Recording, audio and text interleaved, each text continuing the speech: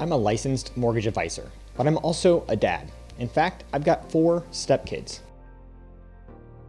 2 of which have already purchased a home, and a third is considering their first home purchase. And this is the advice I'd give my kids if they were looking at purchasing their first home. And be sure to check out that last tip, because the last tip is probably something you haven't thought about, but is very important. So let's get moving. That's the reason why this is the first and top tip. Would you just completely walk away? And should not be your focus. You want to buy your first home, but maybe you don't have 20% to put down or perfect credit.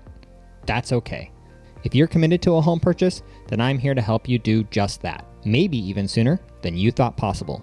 My name is Scott Wynn, and I am a licensed mortgage advisor with the Wynn and Egan team at Citywide Home Loans. If you want to buy a home in the next 12 months, then click that subscribe button, and together we'll make it happen. The first thing that I would recommend anybody considering their first home purchase to do before anything else whatsoever is to work on getting a mortgage pre-approval in place. Now you might think, because I'm a mortgage advisor, that that's the reason why this is the first and top tip for first-time home buyers.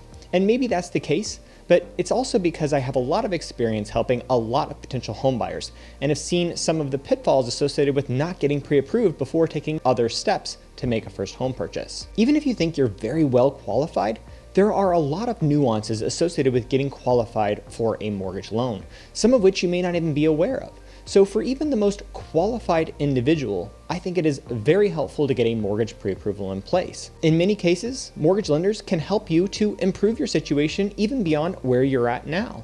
Just a few bumps up in credit score can have a pretty significant impact on the mortgage product, interest rates, or even closing costs you get on your mortgage. If at any point throughout this video you find that the information that I'm providing is valuable to you, I would certainly appreciate that you just hit that like button. It helps me reach more buyers just like you. And in today's real estate environment, pre-approvals are an absolute must. Most sellers will not even consider your offer until they can see that you're pre-approved by a mortgage lender. So if you're at all considering the idea of making a home purchase, get pre-approved. This means that if you're online looking at homes that might be on the market that you would consider purchasing, get that pre-approval in place. Even if you don't think your home purchase is going to happen within the next 6 to 12 months, it's still important to talk with a lender and get that process started so they can give you tips and advice on maximizing your credit situation and your qualifying situation so you can get the best possible terms on your mortgage when you actually make that home purchase. And this ties into my second tip, which is to maximize your pre-approval. So often we're told that we should set a budget and stick to that budget, and I don't necessarily disagree. And yet, in the real world, there are situations where you need to go beyond your maximum limit. That's because your limit is probably not your limit. I have seen this so many times where people tell me what the maximum is that they're willing to go, and subsequently increase past that to end up making their home purchase a reality. So here's the test that I give my clients when we're trying to figure out how much to issue a pre-approval for. Imagine you go out shopping for a home. You pull up in front of the house and everything about this house is amazing.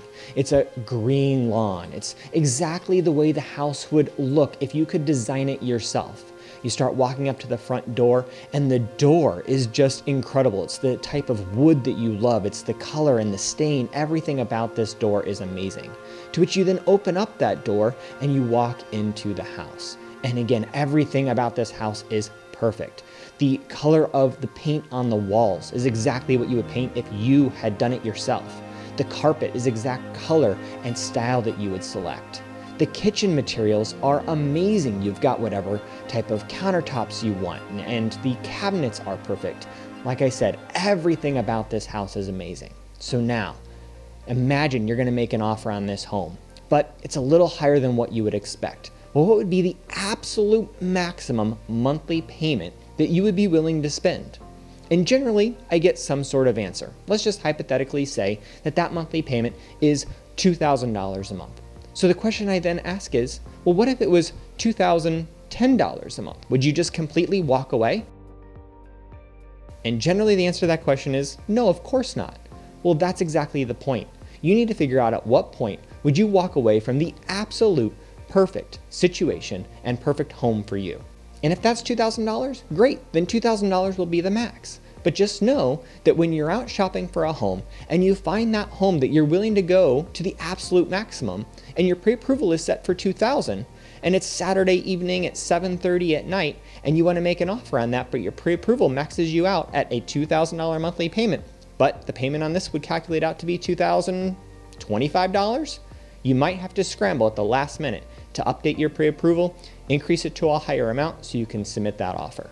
Don't do that. Instead, just get the maximum pre-approval you can possibly get from the get-go so that way, no matter what, you're prepared. Because there's absolutely no harm in getting a pre-approval higher than what you want, but there is potential harm in getting a pre-approval that's too low. As a side note, you might have noticed I talked a lot about monthly payments in terms of pre-approvals rather than purchase prices or loan amounts, and there's good reason for that. Your mortgage pre-approval is based off of a monthly payment, not a purchase price or loan amount. And the reason for that is because it ties into your debt to income ratio. When a pre-approval is issued, we don't know what your taxes are going to be or your homeowner's insurance or potentially HOA is going to look like. So there's no way to be able to anticipate what the maximum loan amount or purchase price will be. Instead, the lender focuses on your maximum monthly payment. So keep that in mind as you're working through and getting pre-approved. My third tip is to realize that interest rate is not everything. There is so much focus on getting the best possible interest rate you can get. Well, I'm here to tell you that interest rate is not and should not be your focus. And here's why. There are so many parts of a mortgage loan. The loan program, your interest rate, your discount points or premium pricing, your closing costs, your mortgage insurance. Again, lots of different factors that go into selecting the right mortgage loan for you.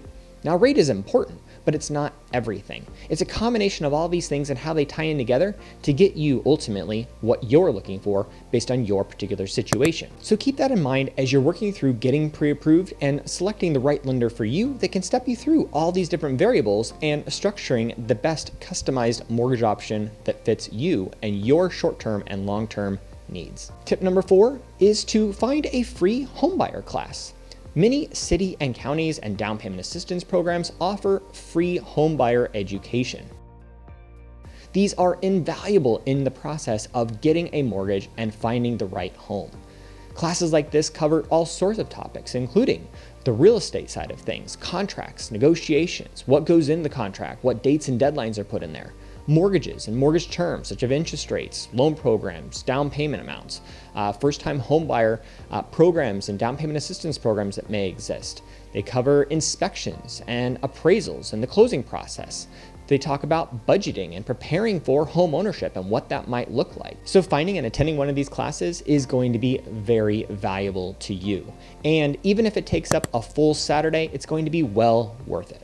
I'll put a link down in the description so you can have a direct link to the free homebuyer education classes coming up soon. Tip number 5 is to be realistic. Keep in mind that this is your first home. This is not going to be your dream home in most situations. And you just need to be realistic on that particular fact. Generally, first-time homebuyers are going to have less to put down. You might need to utilize down payment assistance, or you might have to pay mortgage insurance. And because of that, you might also have to compromise on the type of home that you're planning to buy. Keep in mind that you will have time in the home to build equity and to ultimately make subsequent home purchases where you can find closer properties to what your dream looks like. But your first home is generally not going to be the time to look for and find that dream home. Which brings me to tip number 6. When looking at homes, look past cosmetic issues. Is there a hole in the wall, or is there some maybe old carpet, or maybe the paint doesn't look all that great? Many buyers can't do this, and you might just be able to find a diamond in the rough. With just a bit of sweat equity, you can put that home in tip-top shape and make it work for you, and possibly build up quite a bit of equity in the process. Now, my last tip is tip number 7, and probably one you hadn't thought about or considered, but is critically important.